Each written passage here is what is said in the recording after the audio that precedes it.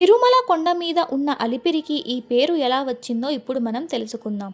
1656 సమయంలో సుల్తాన్ అబ్దుల్లా కుతుబ్ షా వజీర్ల సైన్యం అలీ అనే అత్యంత కరుడుగట్టిన మహదీయుని నేతృత్వంలో దారుణంగా దాడులు చేస్తూ దేవాలయాలను ధ్వంసం చేసేవాడు. ఆ తరువాత అలీ సైన్యం తిరుపతికి చేరుకుంది. ఈ దేవాలయం ధ్వంసం చెయ్యక పోతే నిజాం నవాబు నా తల తీసేస్తాడు కాబట్టి తప్పదు అని తన బలగంతో ముందుకు కదిలాడు. సరిగ్గా అలిపిరి అని పిలువబడుతున్న ప్రాంతానికి చేరుకోగానే శ్రీవారు వరాహ రూపంలో వచ్చి నిలువరించారు. అంతే, రెండు కళ్ళు పోయాయి. అప్పుడు స్వామివారి అమృతవాణి అలీకి వినబడింది.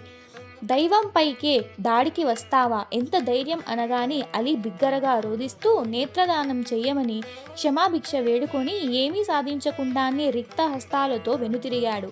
ఫిర్నా అంటే ఉర్దూ భాషలో వెనుతిరిగాడని అర్థం. అలాగే అలీ ఫిరి అని పేరొచ్చింది.